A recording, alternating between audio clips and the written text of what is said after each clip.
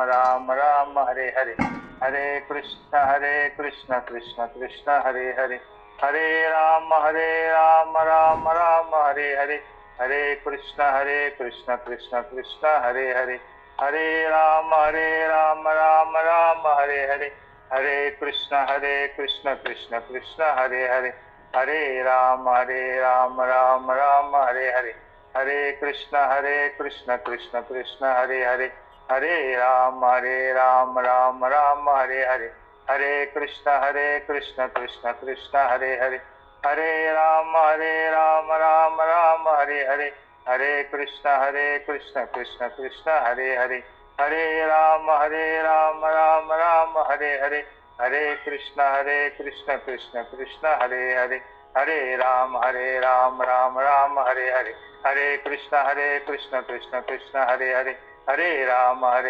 राम राम हरे हरे, हरे कृष्ण कृष्ण कृष्ण हरे हरे. पुंडलिक वरदारी विठ्ठल श्री ज्ञानदेव तुकाराम पंढरीनाथ भगवान की जय. माऊली ज्ञानेश्वर महाराज की जय. जगद्गुरु तुकाराम महाराज की जय. जय. स्वानंद निवासी सद्गुरु स्वामी गणेशनाथ महाराज, सद्गुरु स्वामी अरविंदनाथ महाराज. वासुदेव हरि वासुदेव हरि वासुदेव हरि.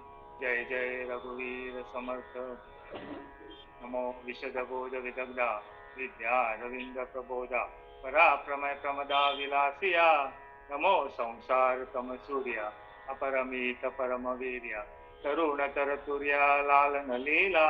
नमो जगदखिल पालना मंगलमणि निधाना, सज्जन वन चंदना राज्य लिंगा. नमो चतुर चित्त चकोर चंद्रा आत्मानुभव नरेंद्रा, स्मृती सार समुद्रा मन्मथ मन्मथा.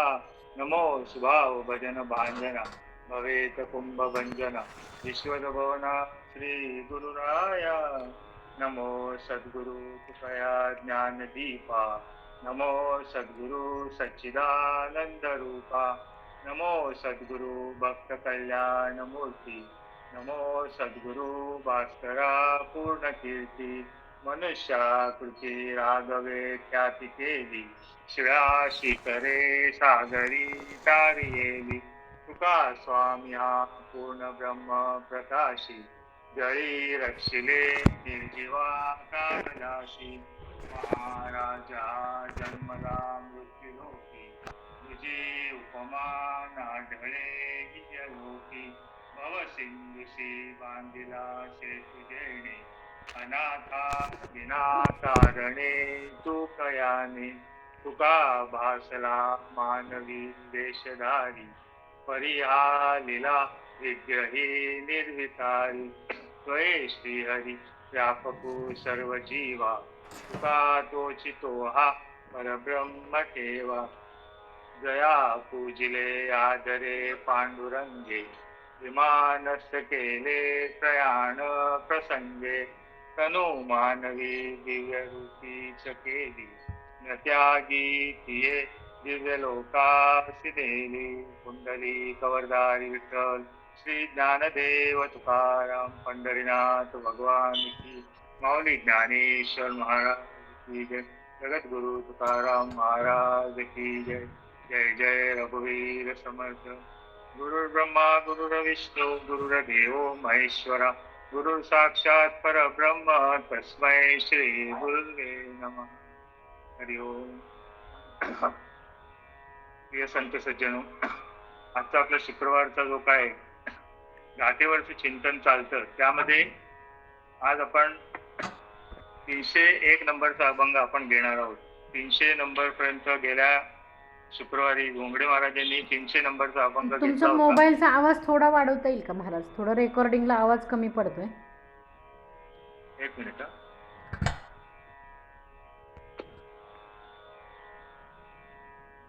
ते तुम्ही हेडफोन घातल्यामुळे मध्येच आवाज कमी झाला बरं का, कदाचित असं वाटतंय मला. येतो का आता आवाज?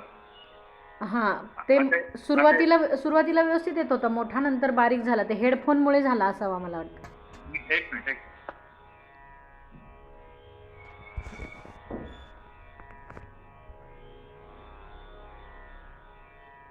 तर आज आपला 301 नंबरचा अभंग घेणार आहोत आपण.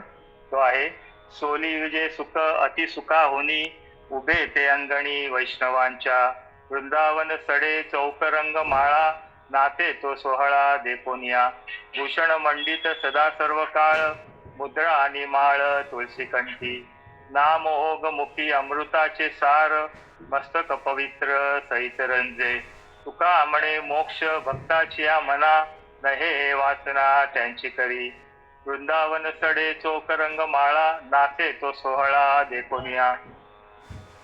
तर तुकोबाराय या अभंगामध्ये आपल्याला वैष्णवांचं जे काही वैष्णव जे आपल्या इथे वैष्णव म्हणून जे म्हणतो आपण, ते कसे असतात, ते कसे राहतात, किंवा ते भगवंताची भक्ती कशी करतात याच्याविषयी थोडं चिंतन या अभंगामध्ये तुकोबारायांनी केलेलं आहे. तर प्रिय संत सज्जनो, आता आपल्याला सगळ्यांना माहिती आहे की हा जो महिना आहे, हा अधिक मास जो आपण म्हणतो, हा अधिक मास जो आलेला आहे तो 3 वर्षांनी एकदा येतो आणि याला मलमास पण म्हणतात किंवा पुरुषोत्तम मास पण म्हणतात. भगवंताने हा महिना घेतलेला म्हणून त्याला पुरुषोत्तम मास पण म्हटलेला आहे किंवा धोंड्याचा मास पण म्हणतात. तर ह्या महिन्यामध्ये हा कसा आहे की सूर्याच्या जे काही सूर्याचं जे आपल्या पृथ्वीबरोबरचं त्यांचं जे हे असतं, जे काही आपल्या ज्योतिषशास्त्राप्रमाणे, त्याच्यात त्यांनी 365 दिवस पकडलेले आहेत. 364 365 दिवस, पण चंद्राच्या हिशोबाने 354 दिवस येतात. त्यामुळे हा मधला जो काही 11 दिवसाचा जो फरक आहे प्रत्येक वर्षाला, तो 3 वर्षामध्ये 33 दिवस, त्यातले ते 3 दिवस काढले तर 31 दिवसाचा किंवा 30 दिवसाचा जसा महिना आहे तो अधिक मास म्हणून येतो. म्हणून प्रत्येक 3 वर्षांनी हा अधिक मास येतो. आता ह्या मासामध्ये हा भगवंताचा पुरुषोत्तम मास आहे. तर ह्या महिन्यामध्ये जर आपण जेवढी भक्ती करू त्या भक्तीचं आपल्याला दुप्पट लाभ मिळतो, अधिक आपल्याला त्याचं पुण्य मिळतं, म्हणून त्याला अधिक मास म्हटलेलं आहे. आता ह्या महिन्यामध्ये काय करतात की आपण जे काय व्रत वैकल्य काय करू किंवा काय ग्रंथ वाचन करू, त्यात बहुतेक ठिकाणी जर तुम्ही बघितलं तर भागवताचा पाठ होतो किंवा अधिक मासाचं महात्म्य घेतात, किंवा काही ठिकाणी काही साधक जे असतात ते रोज आपले ज्ञानेश्वरी किंवा भगवद्गीतेचे 15वा श्लोक जो आहे तो पुरुषोत्तम योग म्हटलेला आहे. 15व्या अध्यायाला काय म्हटलेलं आहे? पुरुषोत्तम योग. तर हा पुरुषोत्तम योग जो 15वा अध्याय आहे त्याच्यात जास्त नाही आहे, 20-22 श्लोक असतील, तर ते रोजचं पठण करतात 15वा अध्याय.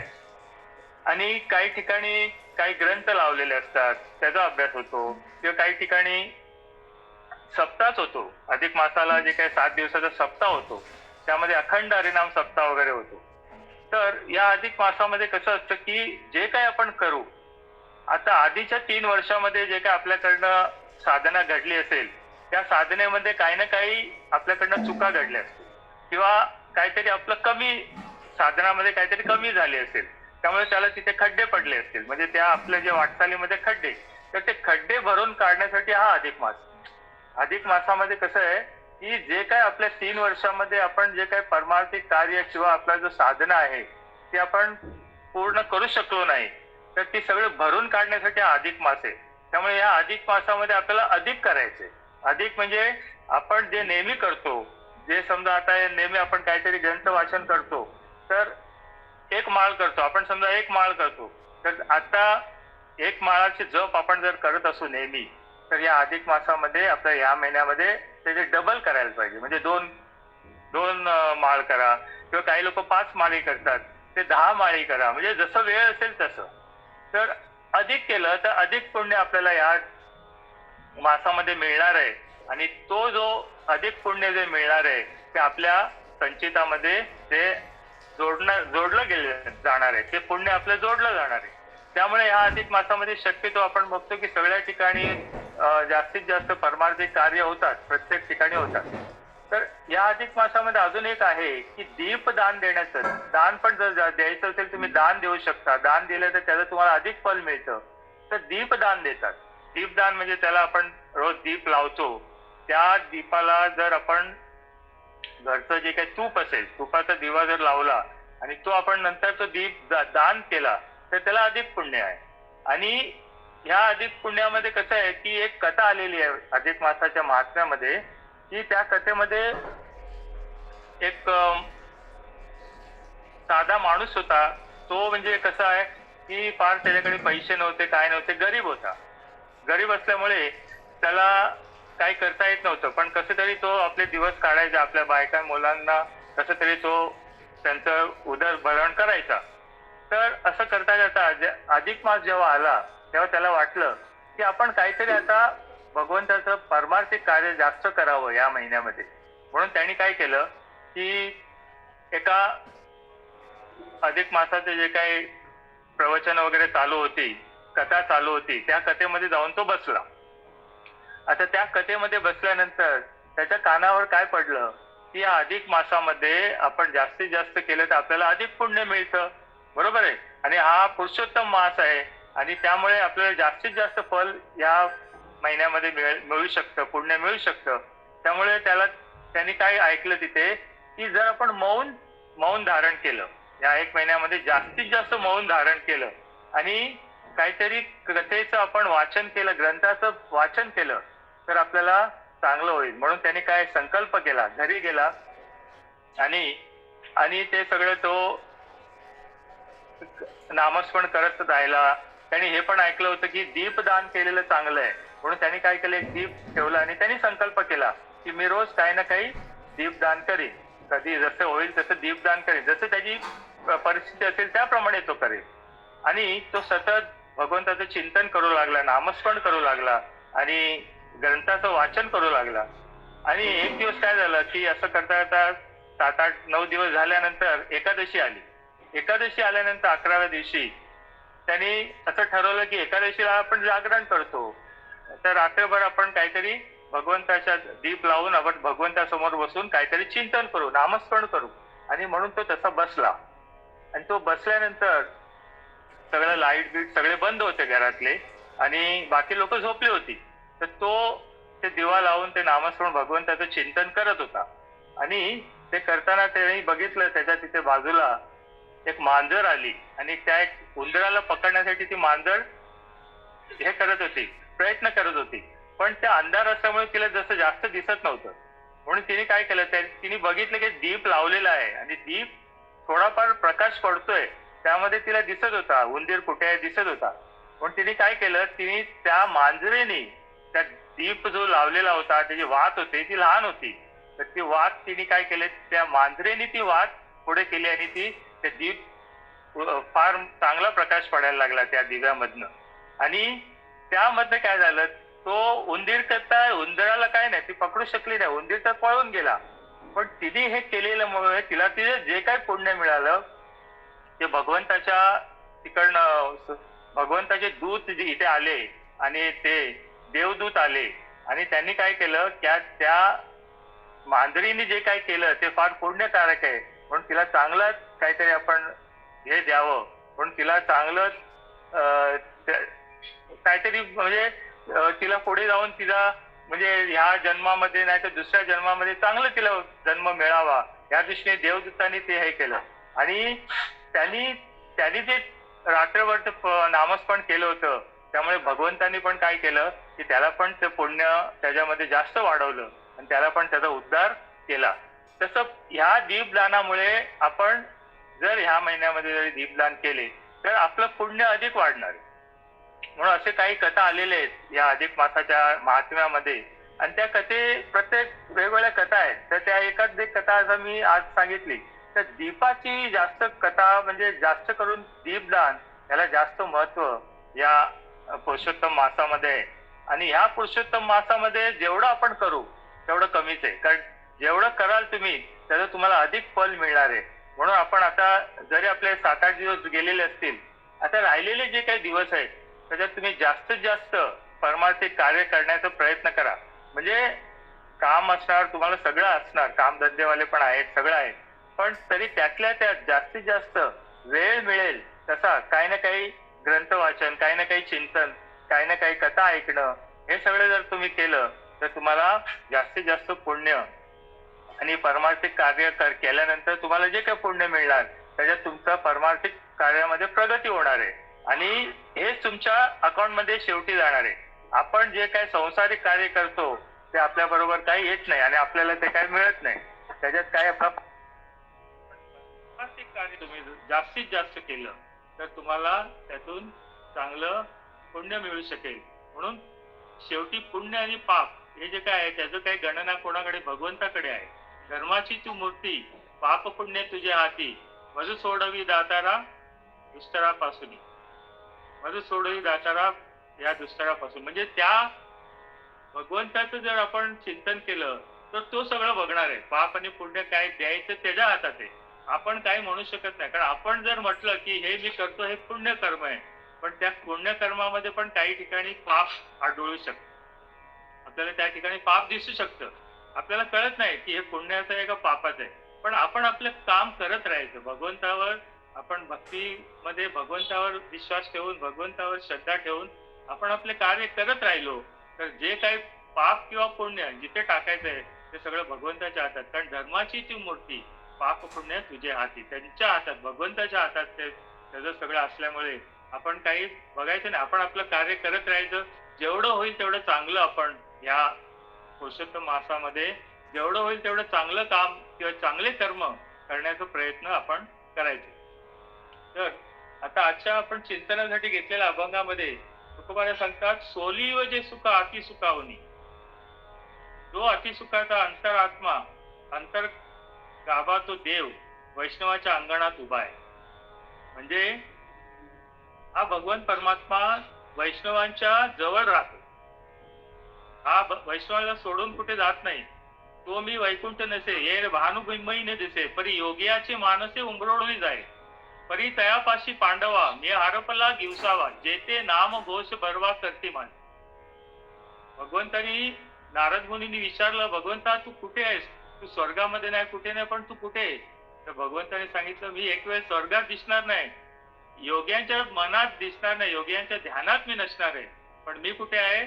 मी जिथे माझं नामस्मरण होतं, जिथे भक्त नारदामी उभा तेथे जेथे भक्त गाते, जेथे नारदामी उभा तेथे, माझे भक्त गाते जेथे नारदामी उभा तेथे, म्हणजे माझे भक्त जिथे गातात नारदा मी तिथे असतो.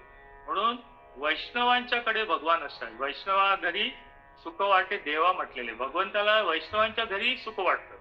म्हणून तुकोबाने सांगतात, सोलीव जे सुख अति सुखाहुनी, उभे ते अंगणी वैष्णवांचे. सुख म्हणजे काय? आपण ज्या संसारामध्ये सुख शोधतो ते सुख नाही, आणि या सुखापेक्षाही पुढचं सुख त्याला सोलीव सुख म्हटलेलं आहे. सोलीव म्हणजे त्या सुखाला अंतपारच नाही, म्हणजे त्या सुखाला कुठे तुम्हाला दुःख असं दिसणार नाही. ते म्हणजे ते सुख म्हणजे सुखच आहे, ते पूर्ण सुख आहे, त्याला सोलीव सुख म्हटलेलं आहे. आणि ते सुख जे आहे ते भगवंताकडे, भगवंत हा सुखरूप आहे. सुखरूप आहे सा तुझा कोणी सांगा, माझ्या पांडुरंगा सारिका तू. तो सुखरूप असल्यामुळे तो काय करतो, तो त्या वैष्णवाच्या अंगणात राहतो. वैष्णवाच्या अंगणात म्हणजे वैष्णव जिथे राहतात त्या वैष्णवांबरोबर राहतो. आणि वैष्णव भक्तांच्या अंगणात तुळशी वृंदावन आहे. शुद्ध सडा समर्थन केलेलं आहे. नाना प्रकारचे रंगबेरंगी रांगोळ्याचे पट्टे चोहोपडे काढलेले आहेत. तो सर्व थाट पाहून देव मोठ्या हर्षभराने नाचतो. आता हे सगळं जी गोष्टी आहे त्या भगवंताला आवडतात. म्हणजे भगवंताला काय आवडतं? तुळशी वृंदावन आवडतं. तुळशी भगवंताची प्रिय आहे म्हणून आपण तुळशीची माळ धारण करतो. तर ते तुळशी वृंदावन त्या वैष्णवांच्या घराच्या बाहेर असतं. तसंच शुद्ध सडा समार्जन केलेलं असतं, म्हणजे शुद्ध साफसफाई करून त्याला जे आपण शेणाचं सारवण करतो त्याला सडा समार्जन म्हणतो, तर ते केलेलं असतं. त्यानंतर नाना प्रकारचे रंगबेरंगी रांगोळ्याचे पट्टे चोहोपडे काढलेले आहेत. तो सर्व थाट पाहून देव मोठ्या हर्षभराने नाचतो, म्हणजे भगवान परमात्मा तिथे नाचतो. आता आपल्याला जे सुख आहे या संसारात सुख नाहीये. कारण काय की संसारात जर आपण बघितलं की दुःखच आहे. सुख जवापाड आणि दुःख पर्वता एवढे म्हटले. सुख कसं आहे, एक जवासारखं आहे आणि दुःख पर्वता एवढे. पण आपण त्या संसारात सुख शोधतोय, पण आपल्याला ते सुख मिळत नाही. पण सुख जिथे आहे, सुख या संत समागमे. आपला जो काय संत समागम चाललेला आहे ना, तिथे सुख आहे.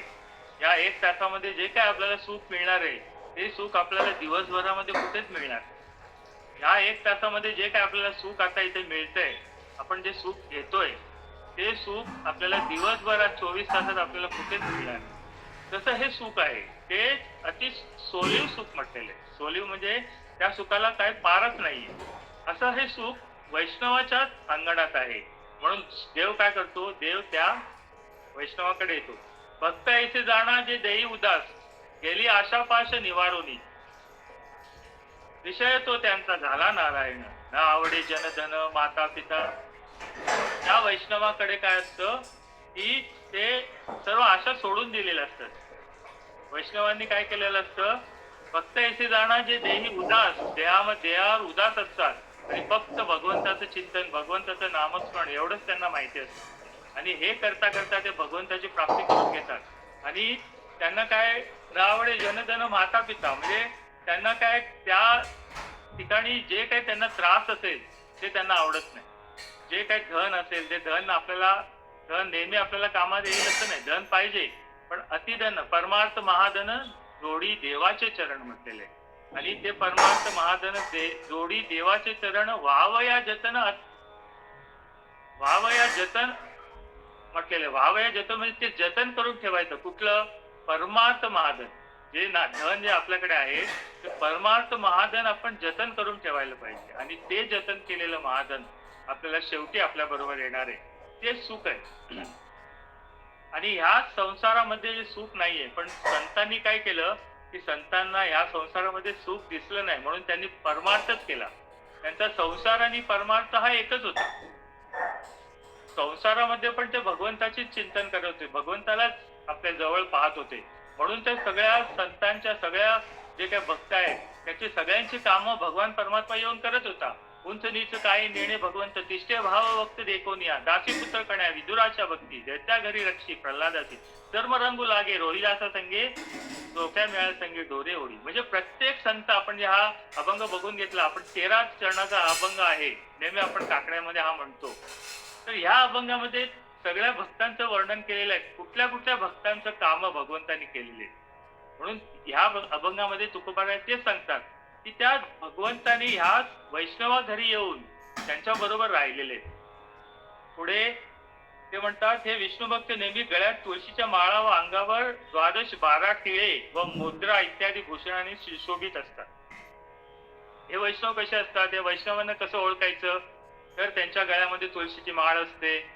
त्यांनी जे काही आपण सकाळची संध्यावंदन करतो त्यात आपले सगळे 12 ठिकाणी आपण जे नाम लावतो, ते चंदन लावतो, गोपीचंदन लावतो, ते त्यांचं असतं. त्यांच्या कपाळाला गंध असतो.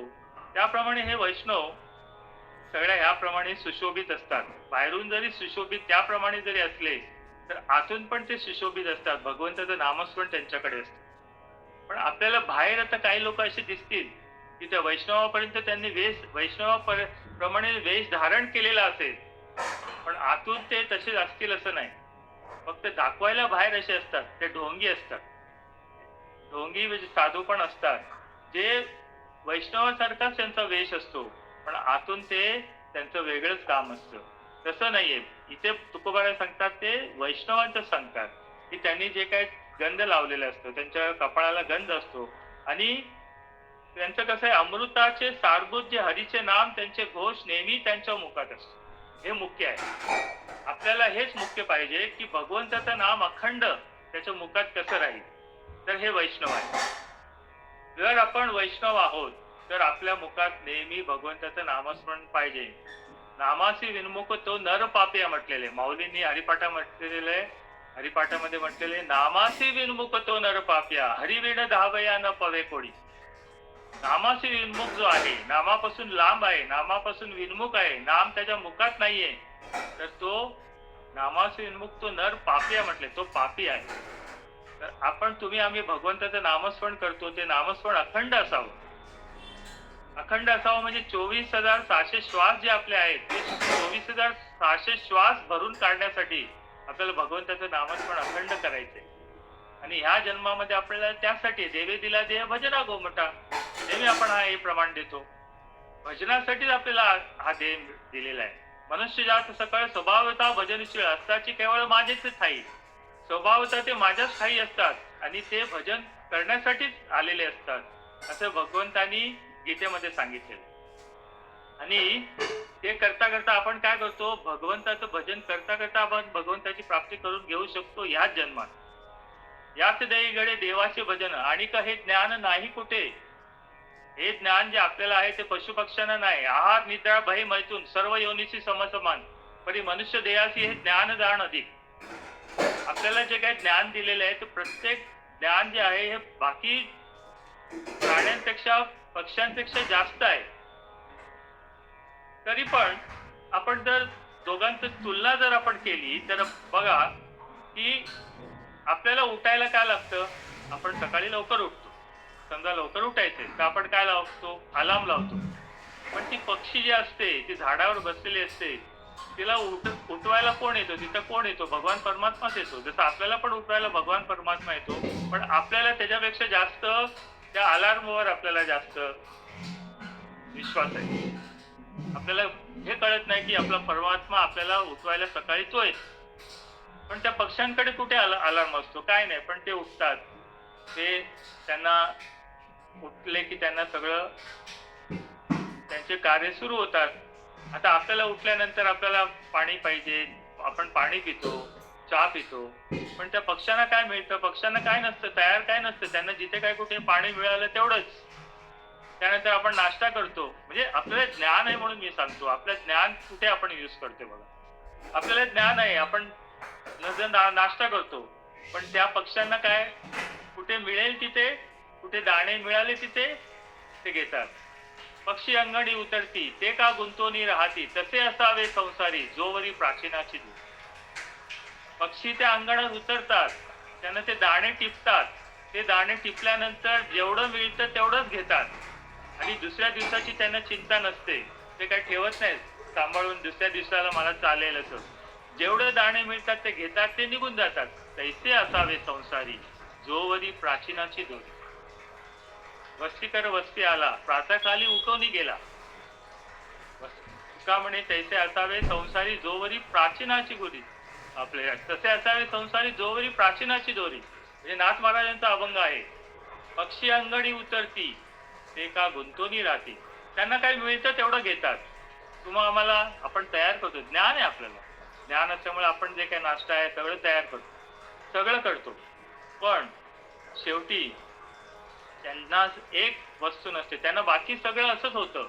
आपल्याला काय मिळतं, आपण जे ज्ञानाने आपण बनवतो, पण त्यांना काय असतं की त्यांना भगवंताची भक्ती नाही. त्यांच्याकडे भगवंताची भक्ती मिळत नाही, त्यांना ज्ञान नाहीये.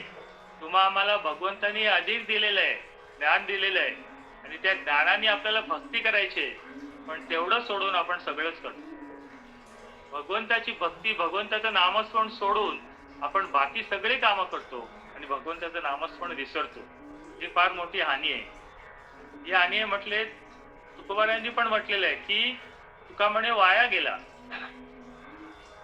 म्हणजे असं जर तुम्ही करत असाल, भगवंताचं नामस्मरण नाही करत नसाल तर काय होईल, तुका म्हणे वाया गेला.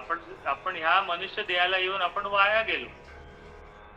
आणि आपण जी भक्ती करतो त्या भक्तीमध्ये भगवंताचं नामस्मरण अखंड करायला सांगितलंय आणि भगवंताची प्राप्ती करून घेण्यासाठी हाच जन्म आपल्याला मिळालाय. आणि तो जन्म आपण काय करतो, संसारात जास्त वेळ देतो आणि आपण आपला नुकसान करून घेतो. पण तुकोबारे सांगतात की अमृताचे सारभूत जे हरीचे नाम, त्याचा घोष नेहमी त्यांच्या मुखात असतो. म्हणजे अमृताहुनी नाम तुझे दे, गोड नाम तुझे देव. अमृतापेक्षा गोड असलेले नाम आपल्याकडे आहे. आपल्याला सद्गुरूंकडनं ते नाम मिळालेलं आहे, पण ते अमृत घ्यायची आपल्याला इच्छा होत नाही, आपल्याला बुद्धी होत नाही की ते अमृत आपण घेऊया. म्हणून वैष्णव त्यालाच म्हणतात जो त्या अमृतासारखं जे नाम आहे ते नाम अखंड घेतात आणि अमृताचे सारभूत जे हरीचे नाम, त्याचा घोष नेहमी त्यांच्या मुखात असतो. भगवंताच्या पायाचा स्पर्श ज्या रजकणात झाला आहे असे रजकण त्यांनी मस्तकावर घेतल्यामुळे त्यांचे मस्तक पवित्र झालेलं असतं. भगवंताचं जे काही पायाचे स्पर्श झालेले असतात, भगवंताच्या पायाचा स्पर्श ज्या रजकणात झालेला असतो, ते रजकणाची माती त्या डोक्याला लावतो. आता आपण पंढरपूरला जातो, आळंदीला जातो, जिथे संतांचे जे काही स्थळ आहेत, जे तीर्थक्षेत्र आहेत, तिथे आपण जातो. तिथे गेल्यानंतर पहिल्यांदा आपण काय करायचं असतं, त्या तीर्थक्षेत्रामध्ये गेल्यानंतर ती माती आपल्या कपाळाला लावायची असते. कारण काय असतं, त्या मातीमध्ये भगवंताचा वास असतो, त्या संतांचा वास असतो. आणि त्या संतांच्या पायाच्या रजकणामुळे किंवा त्या भगवंत त्या संतांना भेटायला तिथे आल्यानंतर त्या रजकणामध्ये भगवंताच्या पायाचा स्पर्श झालेला असतो. त्या रजकण जर आपण आपल्या माथ्याला लावलं तर आपल्याला जे काही माथ्यावर जे काही आपलं जे काही लिहून ठेवलेलं असतं, सटवीने जे काही लिहून ठेवलेलं असतं, ते काही चुकीचं जर असेल तर 5व्या दिवसाला येते सटवी आपल्या मस्तकावर लिहायला, तर ते काय लिहिलेलं असतं, ते लिहिलेलं ते आपलं सुधरून जातं, म्हणजे चांगलं होतं. म्हणून जिथे जिथे आपण जातो, पंढरपूरला जातो, आळंदीला जातो, पहिल्यांदा आपण तिथे उतरल्यावर बसमधून किंवा गाडीमधून पहिलं आपण तिथे त्याच भूमीचं दर्शन घ्यायला पाहिजे. कारण कणाकणामध्ये त्या कणाकणामध्ये भगवंताचा वास आहे, त्या संतांचा तिथे पदस्पर्शाचा झालेला तिथे रजकणामध्ये तो वास आहे. आणि त्यामुळे काय होतं, आपल्याला त्याचं पुण्य मिळतं. म्हणून की पंढरपूरला जर आपण बघितलं की पंढरपूरच्या प्रत्येक कणाकणामध्ये किंवा प्रत्येक त्या झाडामध्ये भगवंताचा वास आहे आणि भगवंताचा अंश असल्यामुळे आपल्याला त्या ठिकाणी कुठलंही दर्शन घ्या तुम्ही, प्रत्येकामध्ये भगवंत आहे पंढरपूरला. आणि त्यामुळे काय होतं की आपल्याला भगवंताचं दर्शन सहज होतं. म्हणून तुकोबाने सांगतात की ज्या रजकणात झाला आहे असे रजकण त्यांनी मस्तकावर घेतल्यामुळे त्यांचे मस्तक पवित्र झालेलं आहे. म्हणजे मी आता तेच सांगितलं की आपलं मस्तक जर पवित्र करून घ्यायचं असेल, आपल्या मस्तकामध्ये चांगल्या गोष्टी यायच्या असतील, तर त्या ठिकाणी आपण त्या रजकणाचा आपण डोक्यावर, आपल्या मस्तकावर त्या रजकण आपण लावले तर आपलं मस्तक तिथे चांगलं होईल. आणि म्हणून अशा ज्या वैष्णव लोक आहेत, ते वैष्णव त्या ठिकाणी करतात, कारण त्यांना माहिती आहे की भगवान परमात्मा त्यांच्या बरोबर आहे. आणि म्हणून शेवटी तुकोबाला सांगतात, तुकाराम महाराज म्हणतात, अशा भक्तांना मोक्ष प्राप्तीची इच्छा नाहीच, पण मोक्षच त्यांची इच्छा करतो. मुखी नाम हाती मोक्ष, तुकोबार यांनी सांगितलं, मुखी नाम हाती मोक्ष. आपल्याला मुखामधनं नाम जर आपलं घेतलं तर आपल्याला हातामध्ये मोक्ष आहेच, आपल्याला मोक्ष मिळणारच आहे. पण संत काय करतात, संत म्हणतात आम्हाला मोक्ष नको. जरी तुकोबार यांनी सांगितलं असेल की हेची दान देगा देवा तुझा विसरण व्हावा, त्या अभंगामध्ये शेवटी तुका म्हणे गर्भवासी सुखे घालावे अंबाची. तुकाराम महाराज मोक्ष नको म्हणतात, कारण का त्यांना गर्भवास, आता या मनुष्य देहामध्ये एवढं दुःख आहे, तरी संत काय करतात, ह्या मनुष्य देहामध्ये दुःख असेल तरी दुःख मागून घेतात. दुःख पाहिजे म्हणतात, का? कारण हे दुःख असेल तरी इथे भगवंताचं नामस्मरण आहे, भगवंताची भक्ती आहे. आणि ही भक्ती आपल्याला कुठेच मिळणार नाही, स्वर्गामध्ये पण आपल्याला ही भक्ती मिळणार नाही. कारण स्वर्गीचे अमर इच्छिता ती देवा, मृत्यूलोकी व्हावा जन्म आम्हा. स्वर्गाचे जे देव आहेत ते भगवंताकडे इच्छा करतात की आम्हाला ह्या मृत्यूलोकामध्ये जन्म द्या. कारण काय, स्वर्गामध्ये काही नाहीये, स्वर्गामध्ये भक्ती नाही, भजन नाही, कीर्तन नाही, काय नाही. त्यामुळे ते इथे त्यांना माहिती आहे मृत्यूलोकामध्ये भगवंताचं चिंतन आहे. भगवंतांनी मृत्यूलोकामध्ये अवतार घेतलेले आहेत आणि त्या त्या ठिकाणी त्यांनी अवतार घेतले, त्या त्या ठिकाणी ते स्थळ, जे तीर्थस्थळ झालेले आहेत, आणि तिथे सगळ्या ठिकाणी भगवंताचं नामस्मरण चालतं, भगवंताची भक्ती चालते. आणि ती भक्ती जर आपल्याला पाहिजे असेल तर आपल्याला इथे यायला लागेल असं त्या स्वर्गीच्या देवांना कळतं. आणि तुम्हा आम्हाला एवढं सहज इथे जन्म मिळालेला आहे आणि आपल्याला त्याचं महत्व कळत नाही, आपण भक्ती करत नाही. फार म्हणजे या गोष्टीला आपण दुर्भाग्य म्हणावं की काय. कारण काय, आपल्याला ह्या जन्मामध्ये आल्यानंतर इथे मृत्यूलोकामध्ये जन्म बाकी लोक इच्छा करतात, पण आपल्याला मृत्यूलोकामध्ये जन्म मिळून जर आपण भक्ती करत नसू तर आपल्यासारखे आपणच दुर्भाग्य. म्हणून तुकोबारे सांगतात की ते मोक्ष प्राप्ती इच्छा करतच नाही. संत जे काय आहे मोक्ष प्राप्ती नको म्हणतात, मोक्ष नको म्हणतात, पण मोक्ष त्यांची इच्छा करतात. हे उलट झालेलं आहे. संत मोक्ष नको म्हणतात, पण ते मोक्ष जे आहेत ते संतांची इच्छा करतात. ते त्यांना त्या मोक्षाला इच्छा होते की संतांनी आपल्याला घ्यावं, आपल्याला स्वीकारावं, असं मोक्षाला वाटतं. तर मोक्ष किती आहे? 4 आहे. 4 मोक्ष सांगितले. त्या सलोपता, समीपता, स्वरूपता आणि सायुज्यता हे 4 मोक्ष आहेत.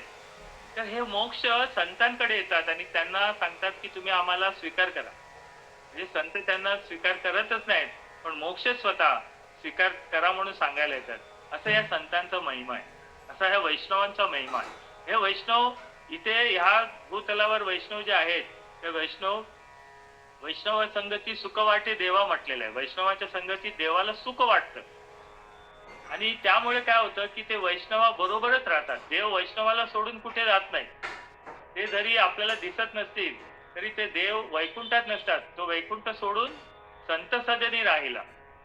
ज्या सुखा कारणे देव वेडावला, वैकुंठ सोडून संत सदनी राहिला. म्हणजे या वैष्णवाच्या ठिकाणी त्या संतांच्या सदनात राहतात भगवान परमात्मा. असे हे भगवान परमात्मांचं जे वास्तव्य या संतांकडे आहे.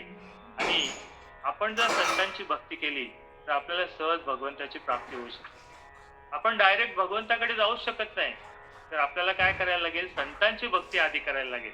संतांची भक्ती करता करता आपल्याला भगवंतापर्यंत संत घेऊन जातील. आपण एकदा जाऊ शकत नाही, कारण आपल्याला माहितीच नाही कुठे काय आहे. आपल्याला ते ज्ञान नाहीये. ते ज्ञान काय कोण देणार? संत देणार. आणि संत ते ज्ञान दिल्यानंतर आपल्याला त्या संत घेऊन जातात भगवंताच्या चरणाकडे.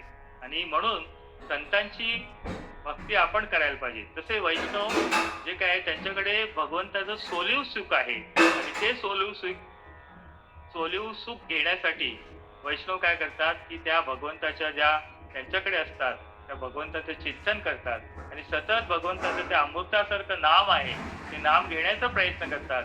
आणि तुम्ही आम्ही पण असंच करायला पाहिजे की ह्या संतांनी जे आपल्याला दाखवून दिलेलं आहे, या अभंगामध्ये वैष्णवांचं जे काही महात्म्य सांगितलंय, महिमा सांगितलाय तुकोबारायांनी, ते सांगितले त्याप्रमाणे आपण त्याचं आचरण करायला पाहिजे. आणि आपण त्यांच्यासारखं सतत आपल्या मुखामध्ये भगवंताचं नामस्मरण धारण करायला पाहिजे. आणि त्यामुळे काय होईल की आपल्याला भगवंताची प्राप्ती सहज होईल. कारण आपला मनुष्य देह मिळालेला आहे तो त्याच कारणासाठी. 84 लक्ष योनी फिरून जो आपण मनुष्य जन्म मिळाला आहे, त्या जन्मामध्ये जर आपण आपला उद्धार करून घेतला नाही तर काय उपयोग आहे? परत 84 लक्ष योनी फिरायलाच लागणार आपल्याला. तर आपल्याला या 84चा जर आपल्याला एक काढून टाकायचा असेल आपल्या मागे, जो 84चा जो सिक्का आपल्याला मागे लागलेला आहे, तर आपल्याला काय करायला लागेल की आपल्याला ह्या जन्मामध्ये आपला उद्धार करून घ्यायला. जर ह्या जन्मामध्ये जरी उद्धार आपला नाही झाला तरी आपला पुढच्या जन्मामध्ये होईल. कारण आपल्याला जो भगवंताची भक्ती मिळालेली आहे, ती भगवंताच्या भक्तीची कास जी आहे ती आपण धरून ठेवली तर ती पुढच्या जन्मामध्ये आपल्याला उपयोगी पडेल आणि ती तशीच आपल्याला पुढे चालू राहील. म्हणून तुकोबारायांनी सांगितले की हे वैष्णव जे आहेत हे भगवंताचं नामस्मरण सतत करतात. त्यांना मोक्षाची इच्छा नाहीये, पण मोक्षच त्यांची इच्छा करतात. असं ह्या अभंगामध्ये तुकोबारायांनी आपल्याला विस्तृत असं वैष्णवांचं आपल्याला सांगितलंय. आणि ते आपण चिंतन या अभंगावर चिंतन सतत करत राहायला पाहिजे. आणि त्याप्रमाणे आपल्याला कळेल की आपण भगवंताची भक्ती कशी करावी. पुढचा अभंग आहे. तीर्थे केली कोटीवरी, नाही देखिली पंढरी, जळो त्याचे जाले पण न देखीची समचरण, योग याग अनंत केले, नाही समचरण देखिले, तुका म्हणे विठ्ठल पायी, अनंत तीर्थे घडली पाही. या अभंगामध्ये तुकोबाराय तीर्थांचं तीर्थ कुठले, मुख्य तीर्थ कुठले आहेत हे सांगतायत. कोट्यावधी तीर्थ आहेत, कितीतरी तीर्थ आहेत, पण कोट्यावधी तीर्थयात्रा केल्या पण पंढरी पाहिली नाही, आग लागो त्याच्या जगण्याला म्हटले.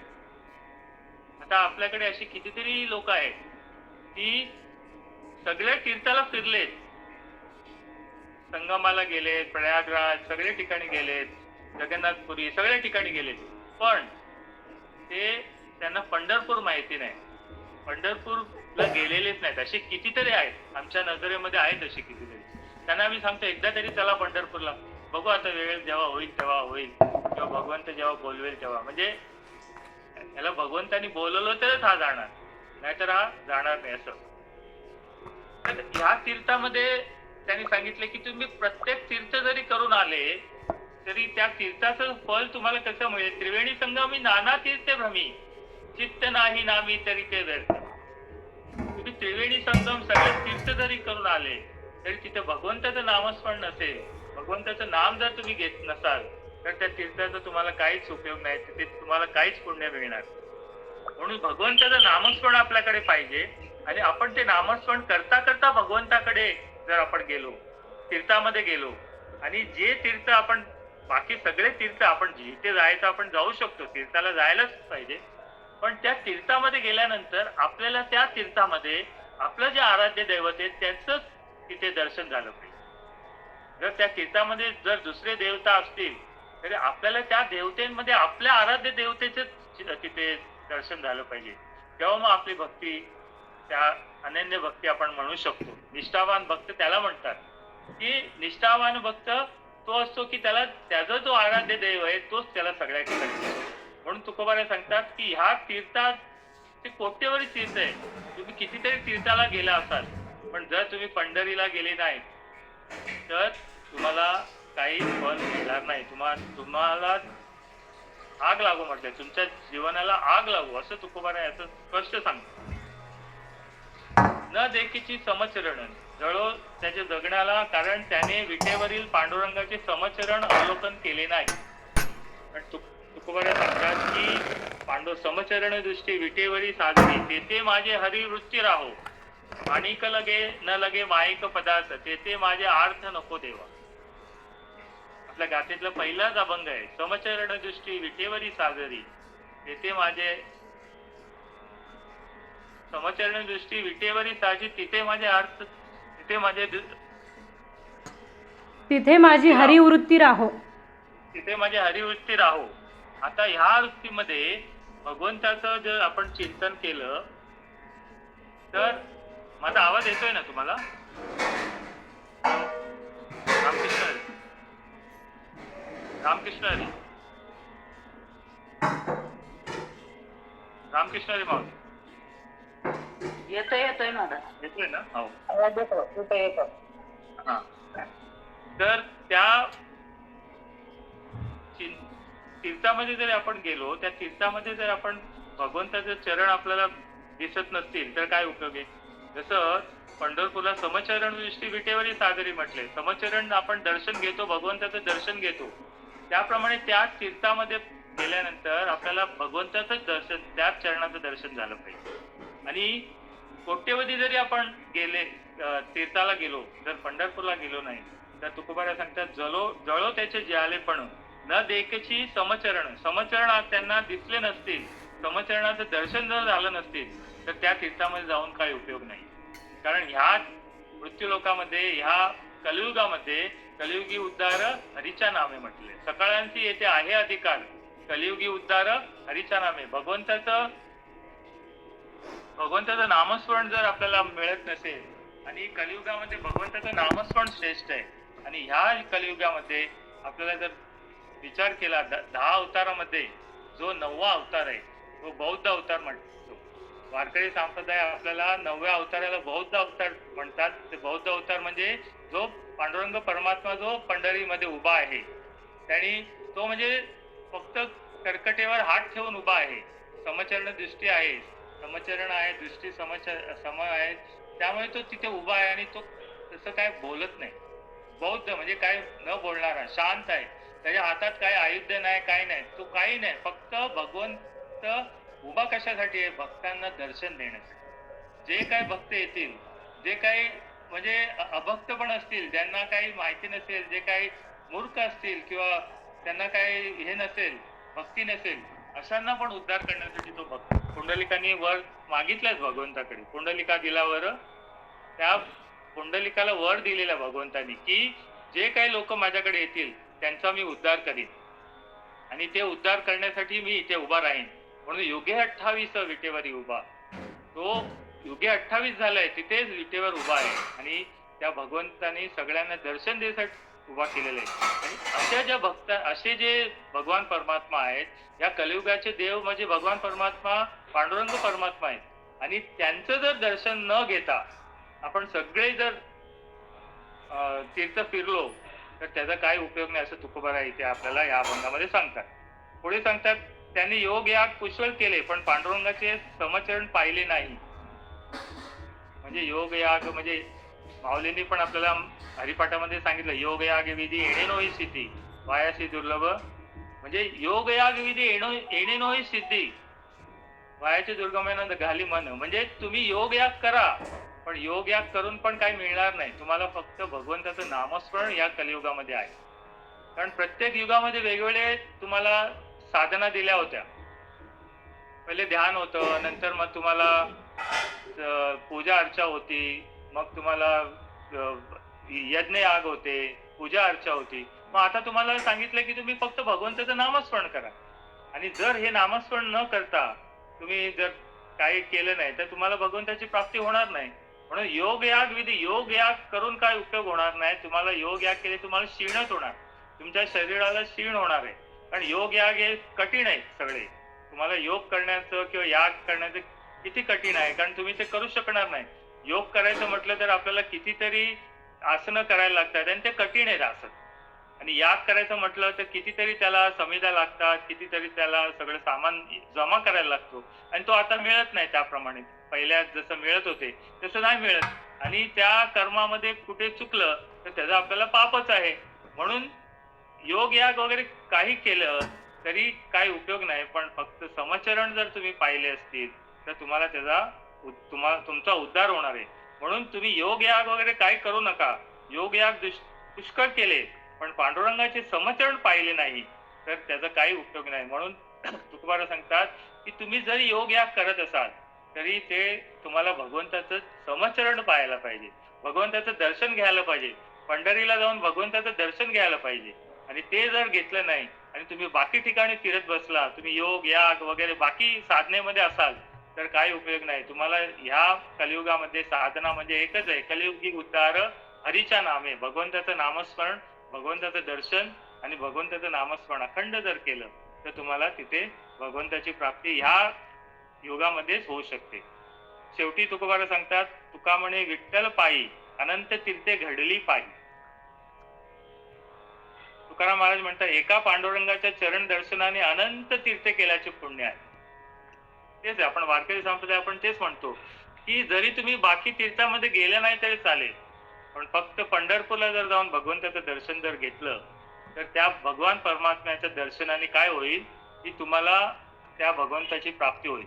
आणि ह्या कलियुगामध्ये जो भगवान परमात्मा आहे तो बौद्ध अवतारामध्ये पंढरपूरला उभा आहे आणि त्याचं दर्शन जर घेतलं, त्याचं समचरणाशी तुम्ही जर दर्शन घेतलं तर काय होईल, चरण दर्शनाने अनंत तीर्थ केल्याचे पुण्य आहे.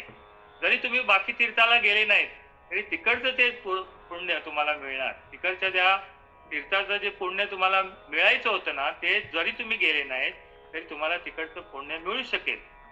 जर कधी तुम्ही पंढरपूरला गेले आणि भगवंताचं दर्शन घेतलं आणि त्या चरणाचं तुम्ही दर्शन घेतलं तर तुम्हाला काय होईल की ते अधिक पुण्य मिळेल. म्हणून तुकाराम महाराज सांगतात, एका पांडुरंगाच्या चरण दर्शनाने अनंत तीर्थे केल्याचे पुण्य आहे. म्हणजे तुम्हाला जे पुण्य जे काय मिळवायचं आहे, या जन्मामध्ये आपण आल्यानंतर पाप आणि पुण्य समसमान झाल्यावर आपल्याला मनुष्य देह मिळाला. जन्माचे ते मुळे पाहिले शोधून दुःखाचे कारण जन्म घ्यावा, पाप पुण्य करून जन्मा येतो प्राणी, नरदेया येऊन हानी केली. आपण जर पाप पुण्य करून समसमान करून ह्या मनुष्य देहाला आलोय, नरदेया येऊन हानी केली म्हणे ह्या नरदेयाला येऊन जर आपल्याला कळलं नाही की आपल्याला कशासाठी आलोय तर आपल्याला नरदेया येऊन आपण हानी केली, आपला हा जन्म जो मिळाला त्याचा आपण हानी केली. म्हणून पाप पुण्य जर आपल्याला जर कळायचं असेल तर समसमान मिळाल्यानंतर आपल्याला मनुष्य जन्म मिळतो. पण आता आपण ह्या जन्मामध्ये जर काय आपण चांगलं केलं, पुण्य केलं तर पुढचा जो जन्म मिळेल आपल्याला तो भगवंताकडे, आपण भगवंताच्या चरणाकडे जाऊ किंवा आपल्याला चांगलाच जन्म मिळेल. आपल्याला जो मनुष्य देह परत मिळू शकेल जर आपण चांगले पुण्य केलं. म्हणून तुकोबारा सांगतात की ह्या मुळे काय होईल, तुम्हाला अनंत तीर्थ केल्याचे पुण्य आहे. म्हणजे तुम्ही जर भगवंताचं चरणाचं दर्शन घेतलं तर तुम्हाला अनंत तीर्थ जर पुण्य आहे आणि त्या अनंत तीर्थाचं पुण्य जर तुम्हाला पाहिजे असेल तर तुम्ही पंढरपूरला जा. आता आपण सगळे आपल्याला जे काही आता पंढरपूरच्या वारीचं सगळ्यांना हे ध्यास लागलेला आहे. आपण पंढरीच्या वारीसाठी आपली सगळी तयारी चालू आहे. आता ज्योतिताईंनी पण जे पंढरीच्या वारीसाठी सगळ्यांना सांगितलं होतं, की विनंती केली होती सगळ्यांनी आपली नावं द्या. आता काही लोकांनी दिली असतील, पंढरपूरच्या वारीसाठी त्यांनी नावं दिली असतील, पण अजून काही लोक राहिलेले असतील. काही लोकांनी अजून त्यांनी विचार केला नसेल पंढरपूरला वारीला जायचं नाही जायचं. कारण काय असतं, संसाराच्या ठिकाणी जिथे जायचं असतं ना, तेव्हा आपण विचार करत नाही. जर आपल्याला कुठे लग्नाला जायचंय, कोणाचं काही कार्यक्रमाला जायचंय, कुठे काही कोणाकडे काहीतरी कार्यक्रम आहे, तर आपण विचार करत नाही, लगेच तयार होतो. पण भगवंताच्या दर्शनासाठी पंढरपूरला जायचं, वारीला जायचं म्हटल्यावर आपण विचार करतो, अरे एवढे दिवस मला जमेल का, किंवा एवढं मी काय मला जमेल का चालायला, किंवा पायी वारीला मी जाऊ शकतो का, किंवा मला एवढा वेळ मिळेल का, मला इकडची कामं काय होतील, माझं काय होणार, हे सगळं विचार करत बसतो आणि आपण तिथे जात नाही. त्यामुळे ते त्याच्यात थोर हानी होते. म्हणून एकदा आपल्याला वाटलं ना जायचं, मग लगेच निघायला पाहिजे. कारण काय असतं, तुम्ही जरी म्हणताना संतांनी म्हटलेलं आहे की पंढरपूरला जाण्यासाठी तुम्ही पंढरपूरला गेलेच पाहिजे असं नाही, पण पंढरपूरला जाण्यासाठी एक पाऊल जर तुम्ही पुढे टाकलं की मला पंढरपूरला जायचंय, तरी त्याचं पुण्य आहे. जर पंढरपूरला जायचंय म्हणून जर तुम्ही म्हटले आणि एक पाऊल पुढे केलं तरी त्याचं पुण्य असेल, तर तुम्ही स्वतः पंढरपूरला पायी वारीतनी जात असाल तर त्याचं किती अनंतपट पुण्य तुम्हाला मिळणार आहे. आणि त्या पुण्यासाठी तुम्ही या वारीसाठी सगळ्यांनी तयारी दाखवा, ज्योतिताईंना नावं द्या आणि त्याप्रमाणे त्यांना त्याप्रमाणे तयारी करायला लागते. पुढे सगळं म्हणजे ते नियोजन असतं सगळं. वारीचं नियोजन म्हणजे सोपं नाही. आणि आता यावर्षी थोडं त्रास, एवढा वारीचा त्रास एवढा पण आहे की यावर्षी जरा डिझेल आणि पेट्रोलचा जरा तुटवडा असल्यामुळे वारीमध्ये जे गाड्या चालणारे आहेत, जे काय पाण्याची गाडी किंवा हे, ते सगळं कसं नियोजन करायचं हे सरकारवर पण आहे आणि सगळ्या दिंडी मालकांना पण ते थोडाफार नियोजनचा त्याला थोडा त्रास होऊ शकतो. कारण काय आहे की सगळ्यांना हा त्रास म्हणजे पूर्ण जगाला हा त्रास आता आलेला आहे, इंधनाचा त्रास. त्यामुळे त्याच्यामधनं आपल्याला कसं तरी करून हे आपली वारी ह्या वेळेला पूर्ण करायची आहे. आणि त्यासाठी ते नियोजनासाठी सगळ्यांनी ज्योतिताईंकडे नाव द्या, माऊलींकडे नाव द्या आणि मग त्याप्रमाणे ते सगळे पुढचं नियोजन करतील. अजून कोणी दिलं नसतील तर त्या द्या आणि एकदा वारी करा, म्हणजे तुम्हाला कळेल की काय. कारण हा सुख सोहळा स्वर्गी नाही. पंढरीचा जो सोहळा आहे ना, माऊलींचा जो सोहळा आहे, हा सोहळा ह्या जगामध्ये कुठेच असा सोहळा तुम्हाला बघायला नाही मिळणार. तुम्ही बाकी कितीतरी सोहळे, लग्न सोहळा, बाकी काय काय तुम्ही कार्यक्रम, बाकी तुमचे डीजे लावा, डान्स करा, हे करा, किती करा, पण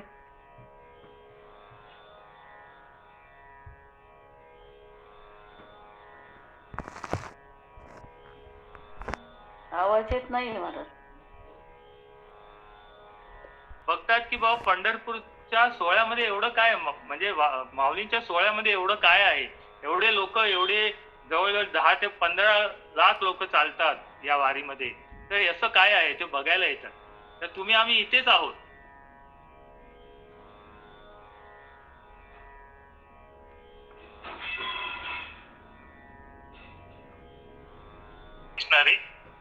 आवाज येतोय? हो येतोय.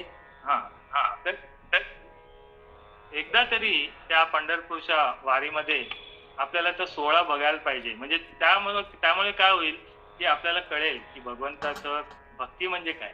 तिथे जाऊन आपल्याला भरपूर शिकायला मिळेल. आणि या वारीमध्ये आपल्याला सगळं म्हणजे जे काही आपण जे परमार्थिक कार्यामध्ये आपण जे काय आहोत त्याच्यामध्ये आपली प्रगती होऊ शकते. आणि त्यामुळे या वारीला जाण्यासाठी सगळ्यांनी तयारी दाखवा आणि ज्योतिताईंना त्या नावं द्या असं मी सगळ्यांना सांगतो. आणि आता आपली वेळ झालेलीच आहे. आपण आज 2च अभंग केले, कारण पुढचा अभंग घेऊन मग अर्धवट राहील म्हणून मी आता घेतला नाहीये. आणि झालेली सेवा ही भगवान पांडुरंगाच्या चरणी, तुम्ही सगळ्या संत मायबापांच्या चरणी, सद्गुरूंच्या चरणी आणि माझ्या आई वडिलांच्या चरणी अर्पण करून झालेली सेवा ही इथेच पूर्णविराम. तुकाराम तुकाराम तुकाराम तुकाराम तुकाराम तुकाराम तुकाराम तुकाराम तुकाराम तुकाराम तुकाराम तुकाराम पुंडलिक वरदारी विठ्ठल श्री ज्ञानदेव तुकाराम पंढरीनाथ भगवान की जय.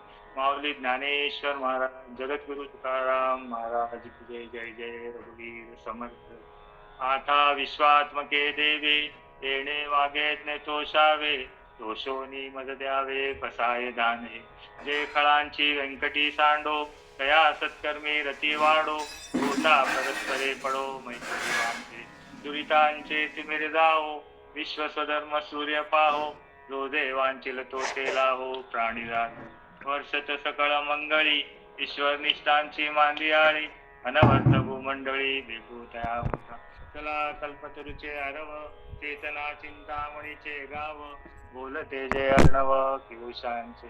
चंद्रमे जया लांछन मातंड जे तापहीन. ते सर्वाही सदा सज्जन सोयरे होती.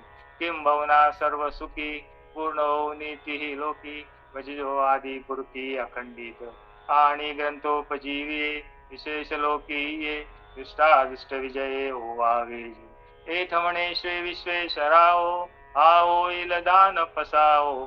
येणेवरे ज्ञान देव सुखिया झाला. येणेवरे ज्ञान देव सुखिया झाला. येणेवरे ज्ञान देव सुखिया झाला.